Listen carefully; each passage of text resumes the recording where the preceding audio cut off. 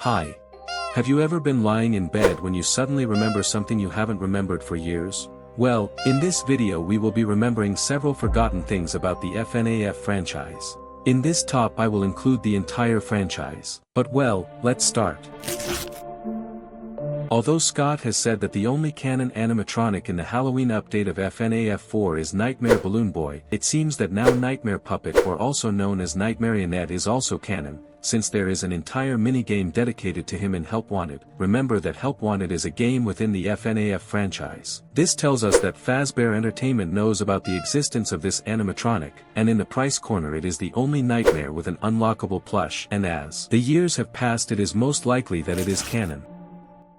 The bodies in FNAF 2, I had already told you this theory in a short a few months ago, but I'll tell you again. These bodies appear in the FNAF 2 minigames. There are 6 bodies in total, and coincidentally they are 6 animatronics from the toy category if we don't count Ye. The theory says that these bodies were put in the toy animatronics, and these bodies possessed the animatronics. But outside of the theory it is not known who these bodies belong to, or why they are there. This top is somewhat peculiar because I will be gathering several animatronics in a single post. Because if we stop to think about it, not many of these animatronics have been relevant, or have contributed something, giving us only crumbs, and if not nothing. Some of these may be the shadows that have only been Easter eggs in the games and having a minimal participation in games and books. There is also going, whose participation in the games has been to bother you in the custom night of Fnaf Sister Location, and I know that the custom night of Sister Location is not canon, but despite this animatronic still exists only to fill in the nights, apart from the fact that it is very ugly. I mean, look at it, it disgusts you just to see it. And the last forgotten character that I will mention is Phantom Withered Golden Freddy.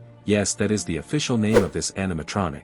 And it has a minimal probability of appearing, but if in any case it appears to you, do not be afraid. It will do absolutely nothing. It is literally just an ornament in the game, although there is a discussion as to whether this animaton is Phantom Golden Freddy or Phantom Shadow Freddy. I put this animatronic here because although it has a stake in the Pizzaplex with its own restaurant, where they canonically sell menudo, yes menudo, and in its first appearance in FNAF Pizzeria Simulator where it is an animatronic that is on the main stage, I put it in second place since it is an animatronic that, apart from being based on the video game Chipper and Sons Lumber CO, it is also the only animatronic that has the Mexican theme. There are also 2 other animatronics, but those are not important since they are special delivery. The Chip is a totally new animatronic and is not based on another animatronic from the FNAF saga. Honorable mentions. FNAF 4 box. I give it an honorable mention because Scott himself has already said that he will never open this box, so it could not be said that it is forgotten but that it was discarded. We also have the third office of FNAF 3, it is in this position since it is one of the least used offices, and most forgotten in the game, since from the second office we went directly to the fourth. Circus animatronics. These specific animatronics are here because they are crap.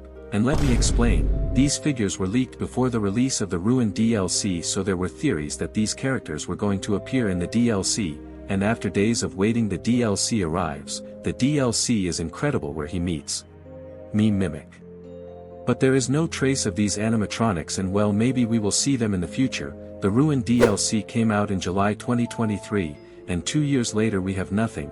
I know this is a relatively short time compared to other forgotten animatronics. The problem here is that they have released more products than they can of these, only merch. There are no clues in the games or in the books. All we have is absolutely nothing. These animatronics were only made to make money from them, have them in a cage and take them out every time Funko needs money.